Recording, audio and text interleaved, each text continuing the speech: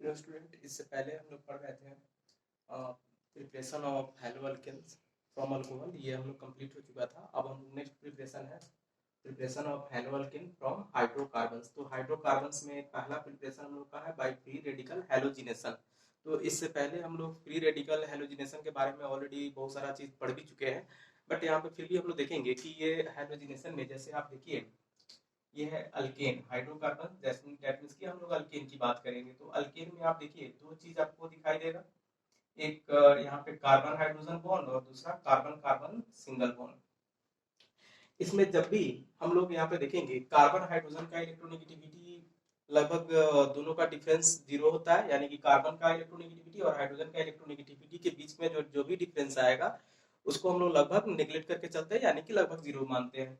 दूसरा चीज कार्बन और कार्बन के बीच है, तो कार्बन दोनों सेम एलिमेंट है, यानी कि दोनों का इलेक्ट्रोनेगेटिविटी भी सेम होगा, तो इसका इलेक्ट्रोनेगेटिविटी का डिफरेंस भी सेम ही आएगा। तो इस तरह से हम लोग कहेंगे कि यहाँ पे कोई भी अगर बॉन्ड टूटना हो तो बॉन्ड तोड़ने के लिए यहाँ पे कभी भी ये बॉन्ड हेट्रोलाइटिक बॉन्ड फिशन नहीं होगा, जब भी होगा तो होमोलाइटिक बॉन्ड फिशन होगा, क्योंकि सेम इलेक्ट्रोनेगेटिविटी के बीच में जो बनने वाला बॉन्ड होता है कोवैलेंट बॉन्ड, वो दोनों इक्वली शेयरिंग से बनता है, और उसमें कहीं भी जब भी बॉन्ड अगर टूटेगा तो दोनों इलेक्ट्रॉन अपना अपना लेकर चला जाएगा, यानी कि दोनों फ्री रेडिकल में फॉर्म में चेंज हो जाएगा। तो इस तरह से हम लोग कहेंगे कि अगर हमको यहाँ से इसको रिप्लेस करके हमको हैलोजन ऐड करना हो तो ये हैलोजन आसानी से ऐड नहीं हो पाएगा, क्योंकि ये जब भी रिएक्शंस होगा तो ये फ्री रेडिकल हैलोजिनेशन यानी कि फ्री रेडिकल मैकेनिज्म से ही हो पाएगा।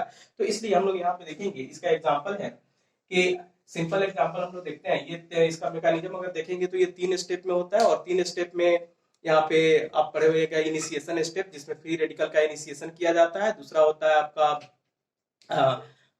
प्रोपेगेशन स्टेप, जिसमें रिएक्शन कंटिन्यू रहता है, और तीसरा होगा टर्मिनेशन स्टेप। तो टर्मिनेशन स्टेप में जहाँ पे दो फ्री रेडिकल मिलता है, और दो फ्री रेडिकल मिलने के बाद न्यूट्रल मॉलिक्यूल का फॉर्मेशन होता है। तो इसमें सिंपल अगर हम लोग देखें, सबसे सिंपल से स्टार्ट करते हैं CH4। इसमें जब भी हम लोग हेलोजिनेशन कराएंगे, दैट मींस कि इसका कोऑर्डिनेशन कराते हैं Cl2 से, तो यहाँ पे Cl2 हम लोग लेंगे तो इसके लिए काफी हीट का जरूरत पड़ता है। तो इसको जनरली हम लोग अगर कोऑर्डिनेशन कराना हो मीथेन का, तो हम लोग इसको डिफ्यूज सनलाइट के प्रेजेंस में लेते हैं, और डिफ्यूज सनलाइट के प्रेजेंस में हम लोग यहाँ पे इसको लिखते हैं एच न्यू लिखेंगे, और एच न्यू के प्रेजेंस में इसका रिएक्शंस कराएंगे। तो एच न्यू के प्रेजेंस में रिएक्शंस कराएंगे तो ये क्लोरीन आसानी से फ्री रेडिकल में चेंज हो जाएगा, और फ्री रेडिकल में चेंज होने के बाद इसका एक फ्री रेडिकल, जैसे इसको अगर हम लोग देख पा रहे हैं तो थोड़ा सा ऐसे देख सकते हैं कि ये Cl फ्री रेडिकल और Cl फ्री रेडिकल में ब्रेक हो जाएगा। इसका एक फ्री रेडिकल इसके एक हाइड्रोजन फ्री रेडिकल को आसानी से डिस्प्लेस कर देगा। लेकिन इसमें देखा जाता है कि ये एक साथ एक ही हाइड्रोजन को डिस्प्लेस नहीं करता है, ये जितने भी हाइड्रोजन होंगे वो सबको डिस्प्लेस करेगा। और जब भी हम लोग वहां पे रिएक्शंस के में देखेंगे तो वहां पे बहुत सारे अलग अलग तरह का प्रोडक्ट बनेंगे, यानी कि मोनो हैलोजन प्रोडक्ट बन सकता है, डाई हैलोजिनेशन प्रोडक्ट बन सकता है, ट्राई हैलोजिनेशन प्रोडक्ट बन सकता है। तो इस तरह से ढेर सारा प्रोडक्ट बन जाएगा, और सबको अलग सेपरेट करना आसान नहीं होता है। तो इस तरह से हम लोग देखेंगे कि एक पार्टिकुलर अगर हमको हैलोजिनेशन प्रोडक्ट चाहिए तो उसका अमाउंट काफी कम आएगा, क्योंकि उसमें ढेर सारे प्रोडक्ट बने तो सबका अलग अलग परसेंटेज आएगा। तो यहाँ पे हम लोग फिर भी देख सकते हैं। चलिए, तो जनरली हम लोग अभी बात करेंगे, फिलहाल जो हम लोग को पढ़ना है वो है मोनो हैलोजिनेशन प्रोडक्ट के बारे में। तो हम लोग सिर्फ और सिर्फ मोनो हैलोजिनेशन प्रोडक्ट का ही एक्सप्लेनेशन यहाँ पे देखेंगे। तो यहाँ पे देख सकते हैं, पहले एक बार हम लोग देखें तो इससे जो प्रोडक्ट बनेगा आप देख सकते हैं कि इसमें CH3Cl भी बनेगा, CH2Cl2 बनेगा, CHCl3 बनेगा, और CCl4 बनेगा। यानी कि अगर हम लोग मीथेन का हैलोजिनेशन कराते हैं तो मीथेन का क्लोरीनेशन कराने से यहाँ पे इतने सारे प्रोडक्ट मिलेगा। लेकिन अगर सिर्फ हम लोग मोनो हैलोजिनेशन प्रोडक्ट की बात करेंगे तब वहां पे हम लोग सिर्फ इसी को कंसीडर करेंगे। उसी तरह से नेक्स्ट हम लोग देखेंगे कि अगर CH3 इथेन का अगर हमको हैलोजिनेशन कराना हो, CH3 प्लस Cl2 यहाँ पे H और हैलोजिनेशन में हम लोग जनरली क्लोरीन ब्रोमीन को ही हम लोग कंसीडर करते हैं। फ्लोरिनेशन हम लोग नहीं कराते, क्योंकि डायरेक्ट फ्लोरिनेशन कराना आसान नहीं होता है, ये वायलेंट रिएक्शंस होता है, इसलिए हम लोग फ्लोरीन को दूसरे तरीके से फ्लोरिनेशन कराते हैं। तो इसमें हम लोग देखेंगे यहाँ पे ये जो प्रोडक्ट बनेगा आप देख सकते हैं कि अब अगर मोनो हैलोजिनेशन की बात करें तो मोनो हैलोजिनेशन में क्या होगा कि इस कार्बन से अगर हम लोग हाइड्रोजन को रिप्लेस करके हाइड्रोजन ऐड कर देंगे, या फिर इस कार्बन से, ऐसा बहुत सारा एग्जांपल हम लोग पढ़ चुके हैं। तो इससे या इससे दोनों तरफ से अगर हम लोग करेंगे तो आप देख सकते हैं ये वाला प्रोडक्ट बनेगा CH2Cl, अगर ये Cl यहाँ पे रहता तो भी सेम ही तरह का प्रोडक्ट बनता। तो इस तरह से हम लोग कह सकते हैं कि इसके कारण इसका अगर हम लोग हैलोजिनेशन कराएंगे तो मोनो हैलोजिनेशन प्रोडक्ट हम लोग का एक ही बनेगा। दूसरा, अगर हम लोग यहाँ पे CH3 CH2 CH3 इसमें इसको अगर हम लोग हैलोजिनेशन कराएंगे इस तरह से, तो यहाँ पे आप देख सकते हैं कि इस कार्बन से और इस कार्बन से अगर हाइड्रोजन ऐड होता है, यानी कि हाइड्रोजन को रिप्लेस करता है, तो एक ही प्रोडक्ट बनेगा। यानी कि हम लोग का एक प्रोडक्ट ऐसा हो जाएगा CH3 CH2 CH2Cl, ये पहले भी हम लोग देख चुके थे ऐसा। दूसरा प्रोडक्ट हम लोग का बन सकता है यहाँ से, तो ये हैलो अल्केन का प्रिपरेशन ऐसे हो जाएगा CHCl CH3। नेक्स्ट हम लोग देखेंगे इसमें कि अगर ये CH3 CH2 CH2 CH3, ये हो गया ब्यूटेन, ये हो गया हम लोग का प्रोपेन। प्रोपेन से ये प्रोपाइल क्लोराइड बन गया, ये 2 क्लोरोप्रोपेन बन गया, ये 1 क्लोरोप्रोपेन हो गया, ये क्लोरोइथेन हो गया। तो इस तरह से अगर ब्यूटेन हम लोग करते हैं, ये नॉर्मल ब्यूटेन है। नॉर्मल ब्यूटेन को अगर हम लोग Cl2 से कराते हैं रिएक्शन, तो इसमें आपका यहाँ से हाइड्रोजन निकले या फिर यहाँ से निकले, दोनों एक ही प्रोडक्ट बनेगा, और ये प्रोडक्ट हो जाएगा हम लोग का CH3 CH2 CH2 CH2 Cl। इसको हम लोग बोलेंगे 1 क्लोरोब्यूटेन। दूसरा, इसको ऐसा लिख सकते हैं 1 क्लोरोब्यूटेन। सेकेंड प्रोडक्ट अगर हम लोग देखें तो यहाँ पे देखिए, ये भी 2 डिग्री कार्बन है, ये भी 2 डिग्री कार्बन है। अगर यहाँ पे से हैलोजिनेशन होता है या इस कार्बन पे हैलोजिनेशन होता है, तो दोनों के कारण एक ही प्रोडक्ट बनेगा, इसलिए हम लोग एक ही प्रोडक्ट लिखेंगे, और ये प्रोडक्ट होगा हम लोग का ऐसा CH3 CH Cl CH2 CH3। तो ये हो गया हम लोग का 2 क्लोरोब्यूटेन।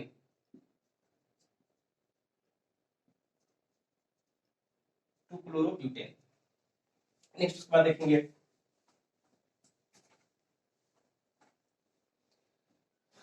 इसके बाद है अगर ब्यूटेन का दूसरा हम लोग लेते हैं, जैसे CH3 CH आइसोब्यूटेन, इसको अगर हम लोग हैलोजिनेशन कराते हैं, यहाँ पे देखिए HNU के बदले में हम लोग UV लाइट भी लिख सकते हैं, वो सेम ही चीज होगा।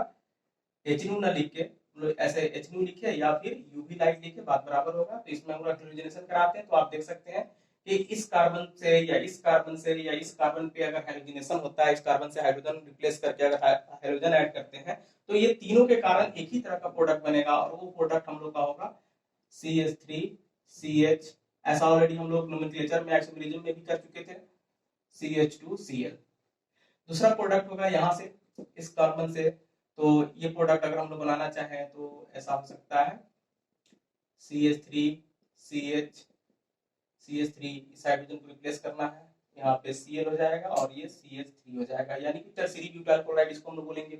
तो इस तरह से इसके कारण आइसो के कारण इसका एक ही तरह प्रोडक्ट बनेगा। नेक्स्ट एग्जांपल हम लोग देखेंगे कि अगर इस तरह से CH3 CH CH3 CH2 CH3, ये आपका इंडेक्स क्वेश्चन भी है। इससे अगर हम लोग इंडेक्स क्वेश्चन में शायद एग्जांपल में दिया हुआ होगा, तो एग्जांपल में 10.3, ये है एग्जांपल 10.3, ये क्वेश्चन के रूप में भी दिया गया है कि इसका अगर हम लोग मोनो हैलोजिनेशन प्रोडक्ट करेंगे तो कितने तरह का प्रोडक्ट बन सकता है। तो हम लोग यहाँ पे देख सकते हैं इसको,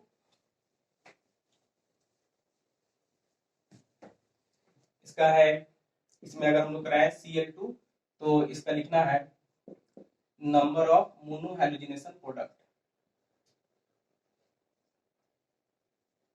हैलोजिनेशन प्रोडक्ट कितना होगा। तो मोनो हैलोजिनेशन प्रोडक्ट हम लोग देख सकते हैं कि देखिए इसमें कितने तरह का अलग अलग तरह के कार्बन है और कितने अलग अलग हाइड्रोजन है, तो उस हाइड्रोजन को रिप्लेस करके कितने अलग अलग तरह का प्रोडक्ट बनेंगे। तो सबसे पहले आप देख सकते हैं यहाँ से अगर हम लोग हटाते हैं तो इसका आंसर, एक प्रोडक्ट हम लोग का कौन सा होगा, यहाँ से अगर हम लोग हाइड्रोजन रिप्लेस करें, हाइड्रोजन रिप्लेस करके एक Cl दे इस तरह से, तो ये प्रोडक्ट हम लोग का बनेगा CH3 CH CH3 CH2 CH2 Cl। इसका नाम लिखेंगे तो हम लोग क्या होगा 1 chloro 1 2 3 4 1 chloro 3 methyl butane.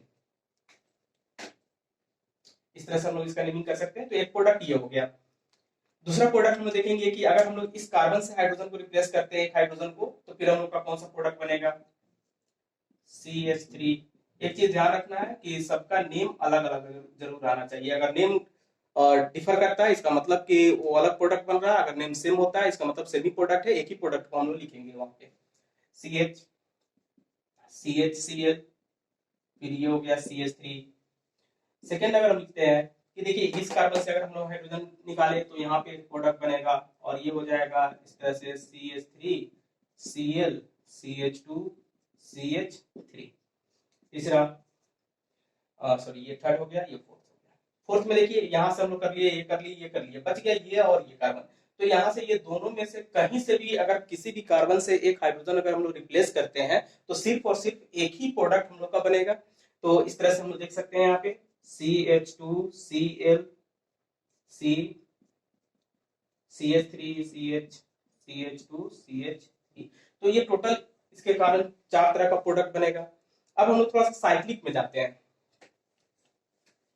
Cyclic hydrocarbons को अगर हम लोग कराएं तो नेक्स्ट एग्जांपल अब देखिए, अगर हम लोग ये साइक्लोप्रोपेन है,